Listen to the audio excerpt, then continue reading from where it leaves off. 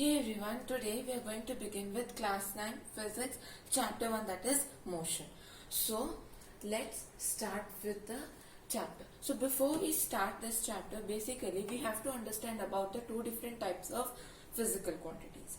So the first type is scalar quantity. So what is a scalar quantity? A scalar quantity is defined as a physical quantity with magnitude and no direction.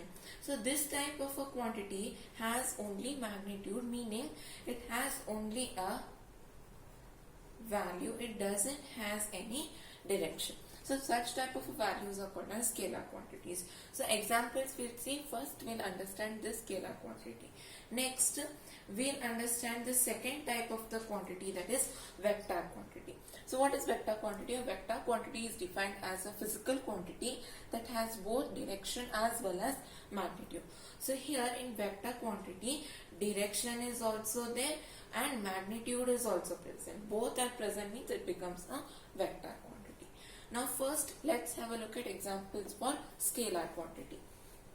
Mass, speed, distance, time, area, volume, density are few examples for scalar quantity. Next, if we look at examples for vector quantity, we have linear momentum, we have acceleration, we have displacement, we have momentum, we have angular velocity, and we have force also. Next topic is the chapter name itself, motion. So what is motion? Let's see. According to nature of the movement, motion is classified into three types. Before we understand its type, motion is nothing but change in position of an object with respect to time and observer. We have understood that definition in smaller class also. But now we will understand the three types of motion. So totally linear motion, rotary motion and oscillatory motion are the three different types of motion that we have to study. So firstly, let's study linear motion. So linear motion is also called as rectilinear motion. It is also referred to as rectilinear motion. Basically, linear motion means nothing but motion along a straight line. If you want to summarize it, we will be saying that motion along a straight line. So, in a linear motion, the particles move from one point to another point in either straight line or a curved path. The linear motion, depending on the path of motion, is further divided into divides as follows: rectilinear motion, curvilinear motion. So, what is rectilinear motion? The motion of a motion, the path of motion is straight, then it is rectilinear motion. If the motion path is curved, then it is called as curvilinear. So here you can see two examples. So here the ball is being thrown. It is a linear motion example. Here also whenever you walk or whenever you run along a straight road, then it is also example for linear motion. Next, we'll understand about rotary motion, the second main type. Rotary motion is the motion that occurs when body rotates on its own axis. A few examples for rotary motion are as follows. Now, for example,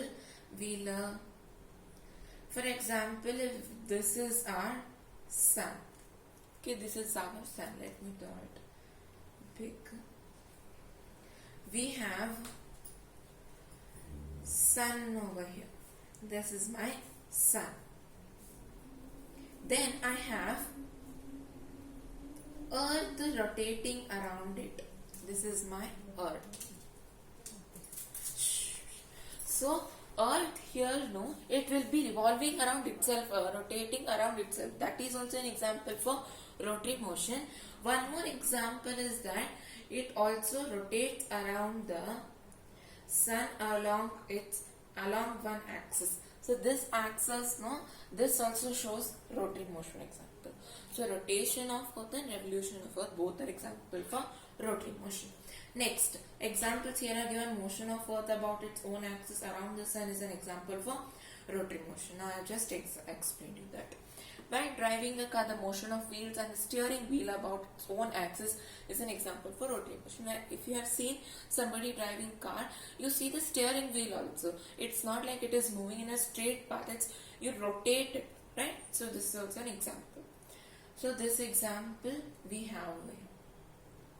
You can see that this is my earth and it is moving and it's also revolve. Okay. Next, we'll understand the third type, that is oscillatory motion. Oscillatory motion is the motion of a body means about its mean position. A few examples. Mean position in the sense, one example first we'll relate and then we'll see. Pendulum. Now for example, if this is now this is my pendulum, mean position means at a certain extent, no, it will go in this side, take rest for a few fraction of second, then it will again come back. So the mean position of this pendulum are over here and over here. Here these two are my mean positions. Mean positions. Right, these two are my mean positions. Here in movement of pendulum, no, you observe both the phenomena, that is rest and motion. Now how it is rest? Now here at this point, no, it will come there till a fraction of second, it will have rest and again it will move. So that fraction of second we don't observe it very keenly. If we observe very keenly, we can see that. So a few examples we'll see. When a child on a swing is pushed. Swing, whenever you play, no, you push it and you come back again, right? Then you have pendulum of a clock that we've already discussed. A string of guitar also. Guitar strings are also examples for oscillatory motion. Okay, so here we have, see, here it is coming again movement. This is a pendulum only that I was talking about. Next, object around us can be in two states. What are those states? First state is the object may be at rest. Rest means, before we go through the definition, rest means what? Now I am, for example, I have my pot over here. You have kept pot. Have you ever seen that it is walking away and going?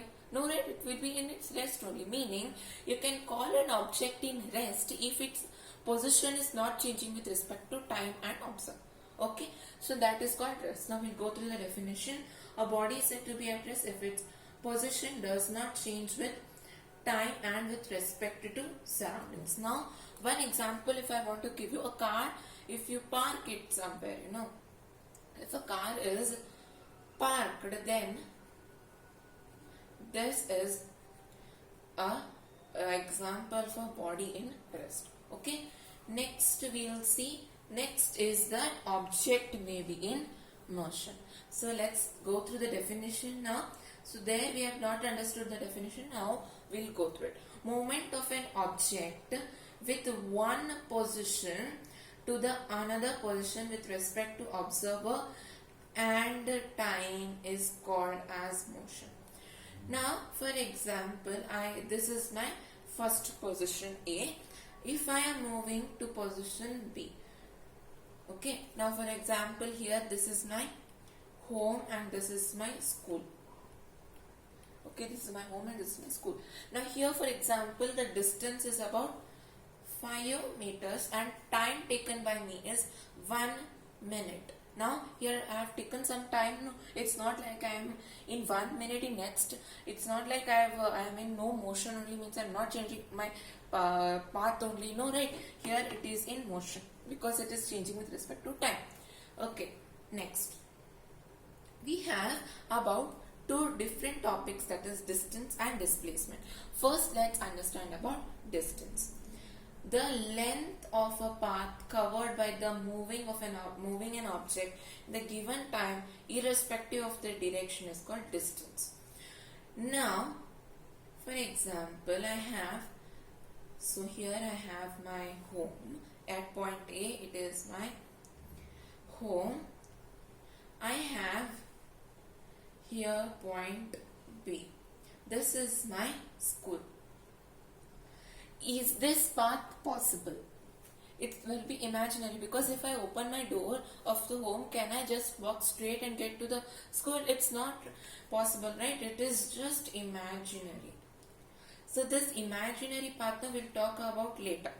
Now for example, if I go through bicycle, now here I go to point C. Okay, let me just change the color so it's easy to identify. So from this point to C, I go here. Here, for example, is one, you can say a circle. Next, from here point C, I go to D. I reach my school gate,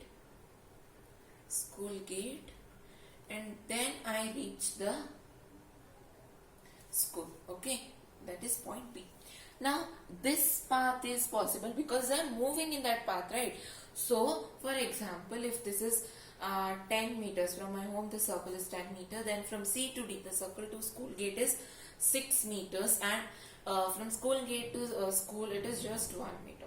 Now if I ask you to find the distance of me going from my home to school, it will be very easy for us. How we are going to calculate? It's easy. It's nothing but 10 plus 6 plus 1. So it is nothing but 70 meters. So the SI unit of distance and displacement is both meter. Okay. So my distance is 17 meters. Now shortest distance, this I'm going to come afterwards. Okay. Afterwards we look at the shortest distance. Now we'll go further. It is a scalar quantity. Now as I said, it is scalar quantity because there is no direction. No direction. Okay, so there is no direction. Next, as I said, its SI unit is meters. Okay. Next, we'll discuss afterwards. Now we'll understand displacement. The shortest distance measured from initial to final position of an object is known as displacement. Okay, so as I said now, here if I come to this image, here, now as I said no, this is my imaginary path. Now if I ask you, tell me the shortest distance from point A to B, you will be telling about that. You will be like, this is only your shortest distance. Okay, here it's imaginary, but sometimes it may be. So this is my shortest distance, that is my displacement. Okay, next again, it is a vector quantity because I need to specify a direction over here. Now we'll look at few examples now. Okay, now we'll look at few examples. 1 minute. Now for example, I have, for example, if this is one point A, this is one point A, I am moving from point A to B. Okay, so I have covered some distance. That distance is 5 meter. Again from point B to C. Okay, my distance is gonna be 4 meter. Okay, now if I ask you to find the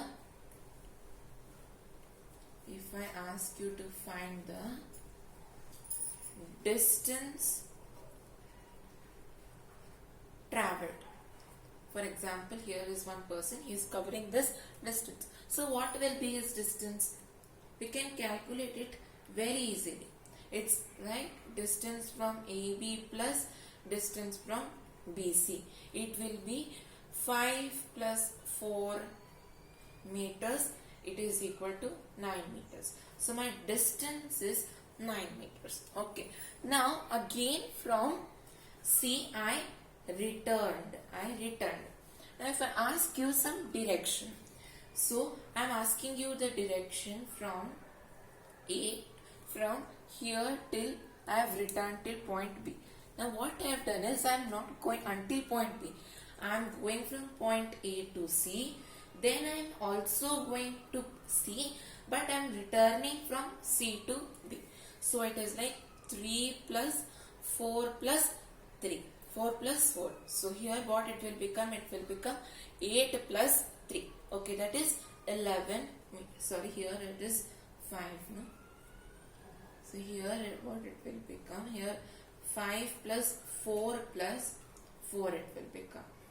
So it is 9 plus 4. It is 13 meters. Okay. So my distance becomes 13 meters. Now if I ask you the displacement from point A to C, it will be also 9 meter only. Now the fact is that in a straight line motion, that is in linear motion, the distance and displacement will be equal. Now if I ask you the same question of A to B, B to C, C to B, this is the distance, this is the path.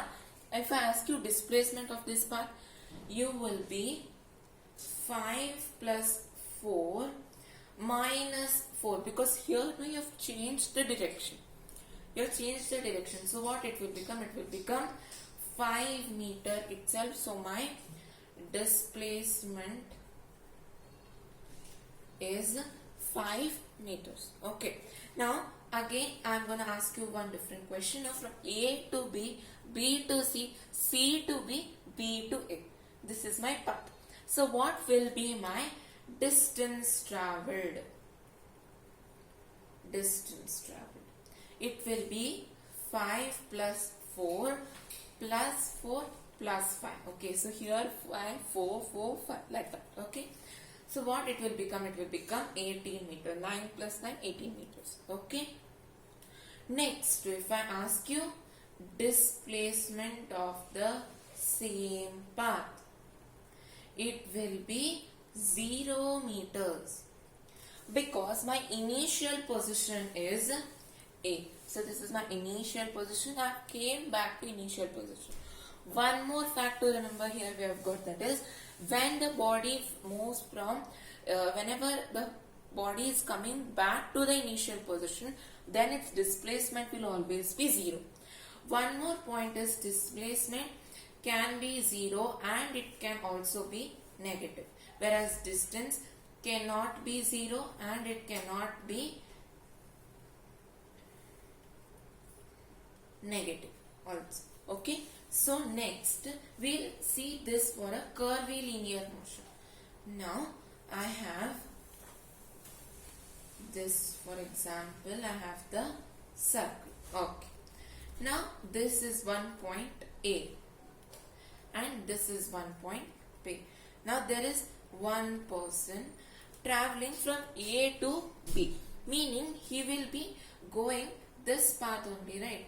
This path only he will be going. So now if I ask you the circumference, I will ask you the distance. You will be like from point A to B. Now what will be my distance in this case?